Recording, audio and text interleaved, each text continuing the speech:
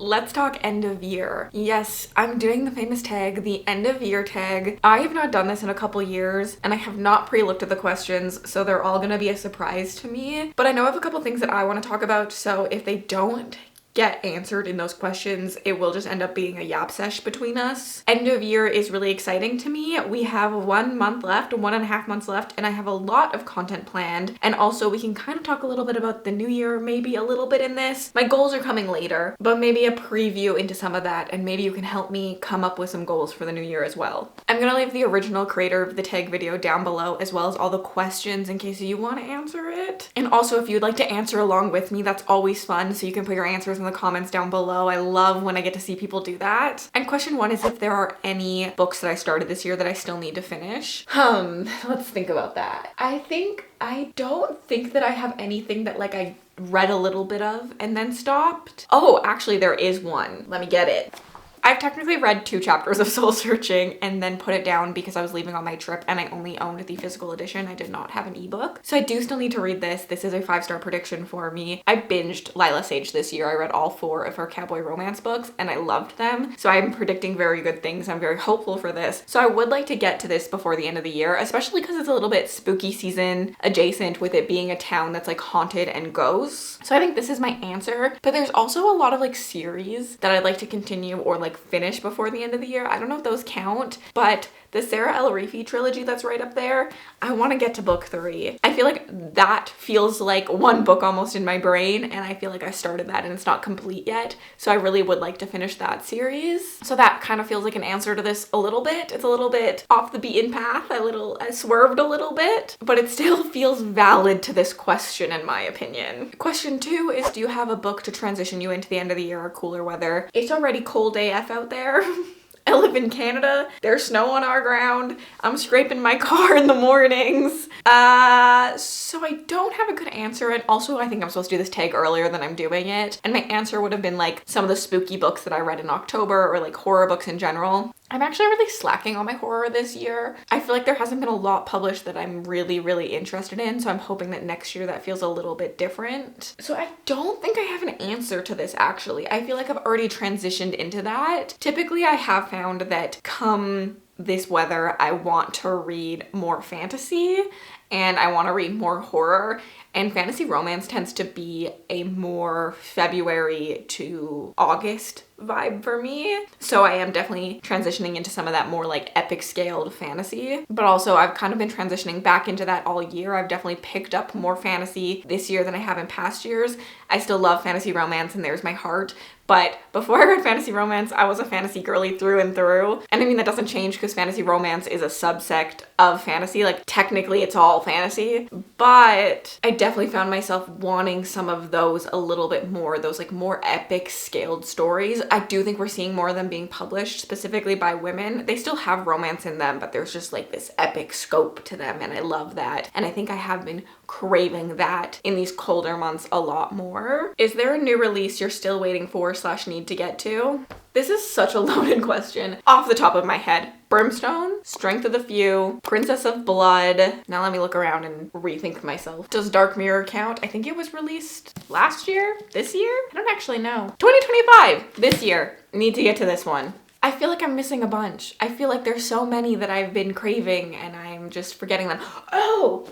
Rebel Witch? This was set on my TBR for far too long. I don't know how I haven't got into this one, but I'm just kind of scared that this is not going to live up to my love of book 1. So I've been procrastinating reading it. But I need to get to this one. There's so many.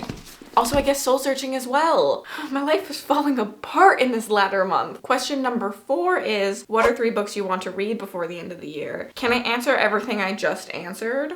Maybe that? I would say priority-wise, I am very excited to get to Red City by Marie Lu. This is coming up in an upcoming vlog. Actually, I have plans to read this, so it feels kind of like a cheating answer, but it's the truth. I'm dying to read this. There's Alchemy Magic, which is so science-based, which is something I love. 2 people on opposite sides of a war, like very Romeo and Juliet vibes, but I believe it's not a tragedy, but I could be wrong. an urban setting that is kind of like Earth but not. I think it's a secondary world, which I love. And I'm just excited. The Godfather meets the Magicians. Like, that sounds so good. So this is one that I'm definitely dying to get to. I'm supposed to be doing a read along on my Patreon, and I was supposed to read Wind Witch in August, and I still haven't gotten to this. Like, my Patreon is kind of already moving and grooving through this read along, and I'm still behind. This is a reread for me, so it feels okay, but I would love to get to this because the last book in the series is being published at the end of this year, and I would really, really like to read that. So I really do need to make some moves and continue on in this series and read Wind Witch, so that might be another answer. And then if I'm being honest, The Dark Mirror. I need to read this. I love this. I want to continue this series. It made such an indent on my life this year, indent on my journey. I think this is something that really brought back my love of fantasy when I read this and I binged this, and I was just like, this is literally incredible and this is all I want. If you know any fantasy written by women, please leave them down below. I crave that.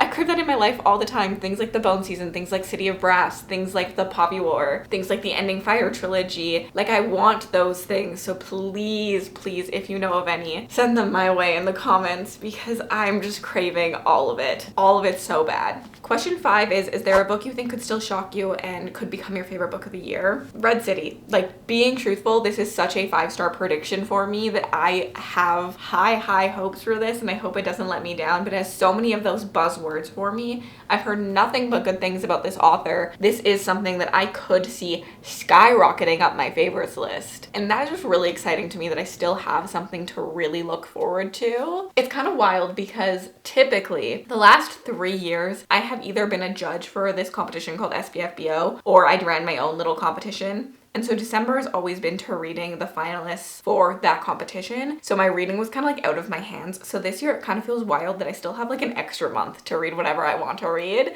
because I've always just set that aside for those things. So it's kind of wild. I feel like I have a whole extra year, but it's just a month. But it just feels like so much time to still read things, and I'm really hopeful that this is a favorite. But there's honestly so many things I could still read. Like, there are so many books I could get to. Like, pretty much every single book I've mentioned could be a 5-star prediction that ends up on my favorites. And question number 6 is, have you already started making reading plans for next year? What are a couple of TBRs, highly anticipated books, videos, etc.? Okay, now we get into it. Like, I moved a little bit closer because this is the good stuff. This is the stuff I love to hear about. I have a lot of content plans. I would love to continue doing like series and stuff. I'm not sure about Reader DNF. I know that was like a highlight on my channel this year.